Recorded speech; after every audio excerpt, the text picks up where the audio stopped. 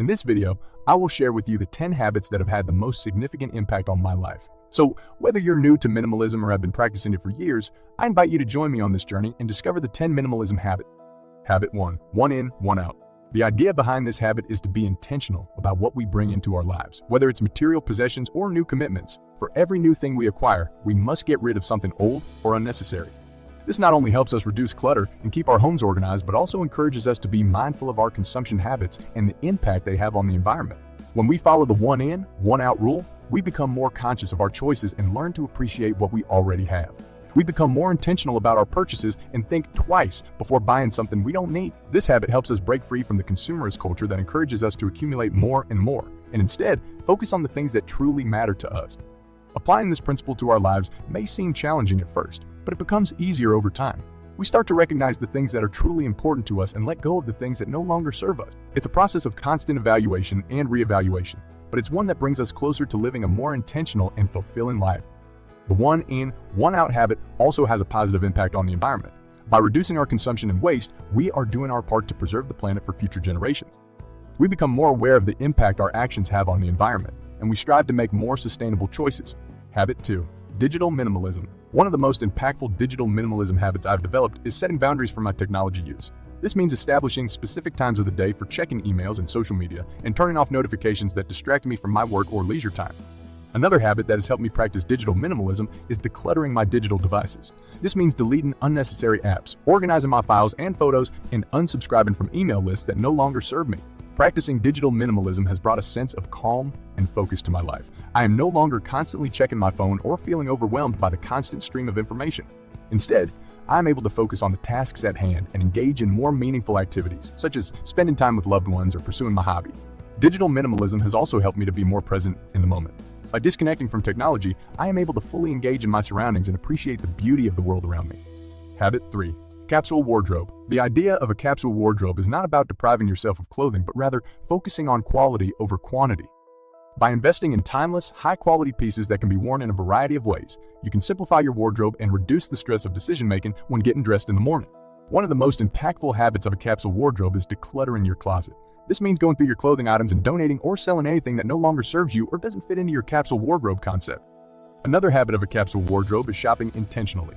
This means avoiding impulse buys and instead investing in high-quality pieces that fit your personal style and can be worn in multiple ways. Practicing a capsule wardrobe has brought a sense of ease and simplicity to my life. I no longer feel overwhelmed by the choices in my closet and can easily put together outfits that make me feel confident and put together. Additionally, a capsule wardrobe has also helped me to be more conscious of my environmental impact. By investing in high-quality pieces and avoiding fast fashion, I am contributing to a more sustainable fashion industry. Habit 4. Mindful consumption. We live in a world where consumption is constantly encouraged and celebrated.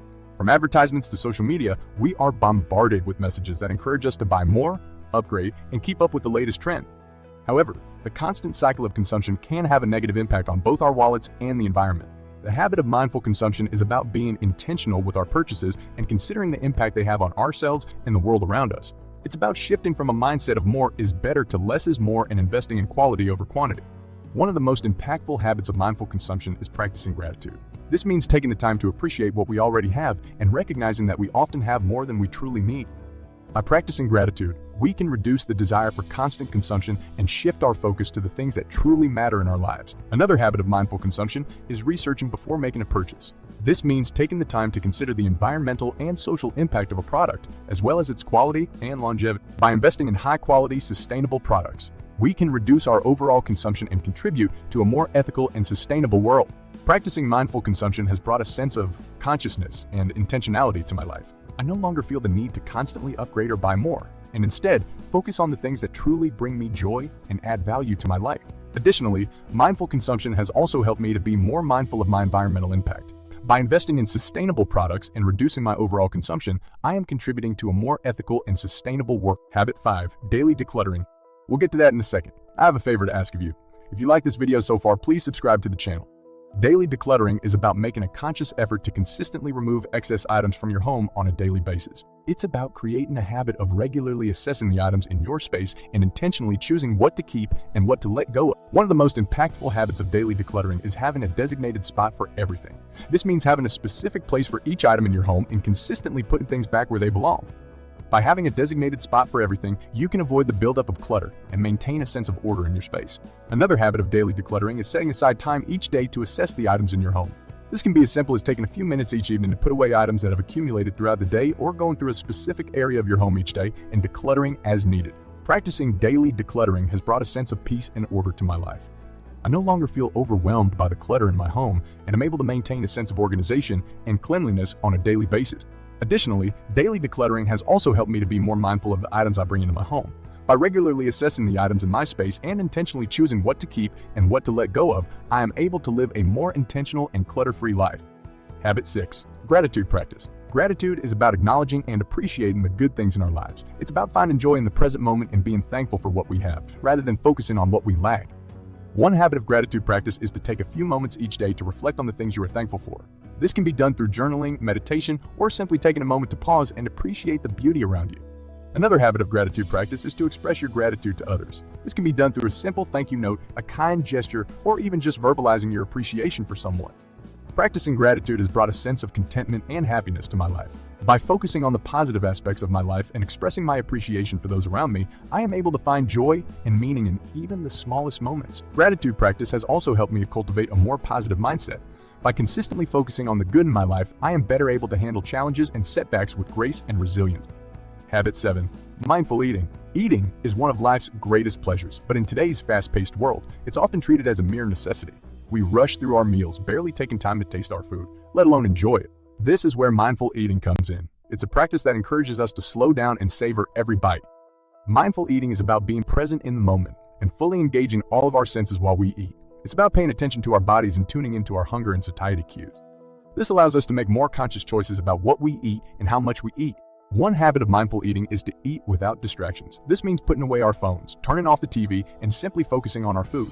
By eliminating distractions, we can fully immerse ourselves in the experience of eating and appreciate the flavors and textures of our meal. Another habit of mindful eating is to savor each bite. This means taking the time to chew our food thoroughly and really taste each ingredient. By paying attention to the flavors and textures of our meals, we can develop a deeper appreciation for food and the nourishment it provides. Mindful eating has helped me to develop a more positive relationship with food. By being more mindful about what I eat and how I eat, I am able to make healthier choices and enjoy my meals more fully. I'm also more in tune with my body's hunger and satiety cues, which has helped me to maintain a healthy weight. Habit 8. Minimalist decor. When it comes to minimalist decor, less truly is more. This means choosing simple, clean lines and opting for neutral colors and natural materials. By keeping our decor minimal, we can create a sense of openness and airiness in our space. Another habit of minimalist decor is to only keep items that serve a purpose. This means eliminating unnecessary knickknacks and decorations and instead focusing on functional pieces that have a practical use. By only keeping what we truly need and use, we can create a clutter-free environment that promotes a sense of calm. One of my favorite minimalist decor tips is to incorporate plants into my space. Not only do they add a touch of greenery, but they also help to purify the air and promote a sense of relaxation. Plants are a great way to bring a natural element into our minimalist decor without cluttering up our space with unnecessary items. Minimalist decor has helped me to create a space that feels calming and welcoming. By embracing simplicity and functionality, I've been able to create a clutter-free environment that promotes relaxation and creativity. I feel more at peace in my space, and I'm better able to focus on the things that truly matter to me. Habit 9. Single tasking. Single tasking is the practice of focusing on one task at a time without allowing ourselves to become distracted by other things. It's about giving our full attention to the task at hand and doing it to the best of our ability. This can be a challenging habit to develop, but it's one that can have a significant impact on our productivity and well-being.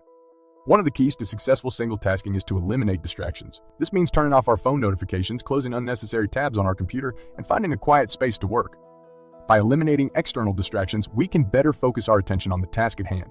Another important habit of single tasking is to set priorities. This means identifying the most important task that needs to be done and focusing our attention on that first. By prioritizing our tasks, we can ensure that we are making the most of our time and energy. Single tasking has helped me to become more productive and focused in my work. By giving my full attention to each task, I am able to do it more efficiently and effectively.